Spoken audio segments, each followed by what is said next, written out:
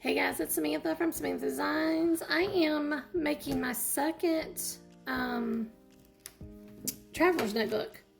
I did this one. I followed Lyric Lover on YouTube, her tutorial to do this because I've had these little plastic sleeves for a long time and I've never used them. And I decided to try it out and I loved how they turned out. So I've got the ability to make about 3 more or 4 more. And so I'm going to be making that. I'm going to use for the second one this basic gray paper that I bought called Aged and Confused Vagabond. I love that name. This was a thrifted item. So I followed Lyric Lover's tutorial. I am using notebooks that are from Amazon. I got these and they measure, just so you know, about 4 and maybe 1/8 by 6 3/4 or so, or 5 3/4, I think. 1, 2, 3, 4, 5 3/4. And you start out with a 12-inch paper, and so I'm gonna put 3 in each one of my little notebooks. This one I cut is 12 inches long and it is 5 3/4, I believe. Yes, and it's gonna just work. I probably should have left a little bit more. I did on the last time and I got a little cocky, but that's okay. We're gonna make it work. You take your piece and you just roughly, like Lyric Lover says, just roughly fold it in half. I'm trying to get it straight and I'm struggling. What else is new? Me and the struggle bus, it's real, man. So tonight I'm just going to show you how to do one of the notebooks. I'm not going to do everything, but please check back and I'll show you how to put the notebook together as well. So there you go. And I'm just going to lightly, with my fingers, do it. I'm not burnishing it. I'm just doing a light little crease. Okay.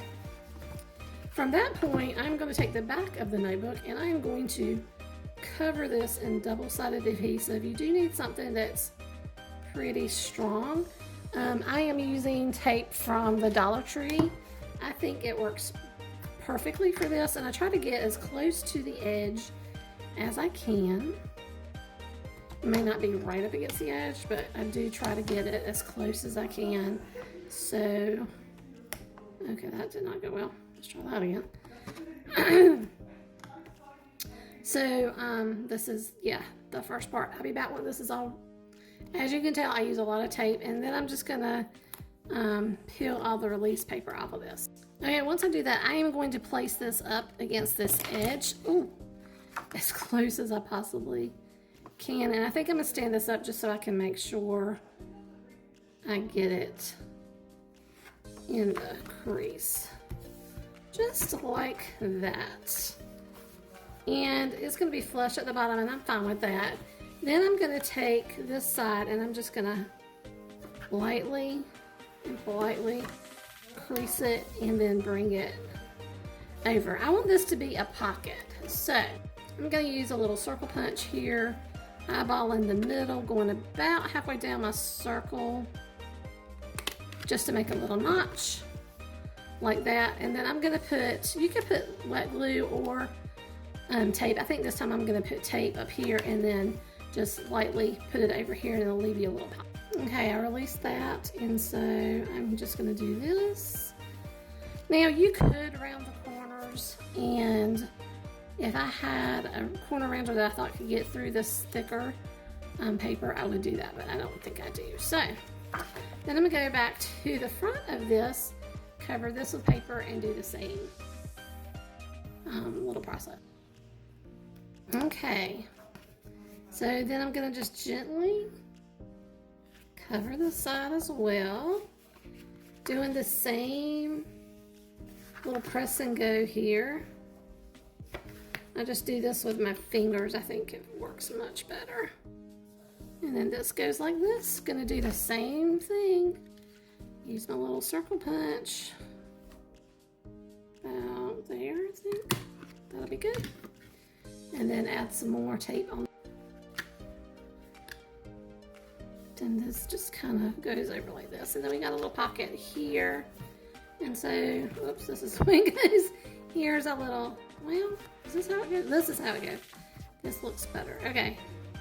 And then I can slip little things in there, which will be nice. If you use it to keep in your purse, you can always like put little receipts in there, whatever little things you might need to keep. And yeah, I still don't think this is right. I think this is correct. There we go. Because yeah, this is where it should be. Anyway, like I said, if I had a quarter rounder, I would probably round these corners if I could get through all of this paper, but I don't think mine would do that. Okay, so stick around because after I get all 3 of these done, then we're going to make the main portion of the traveler's notebook. So, all right, see you next time.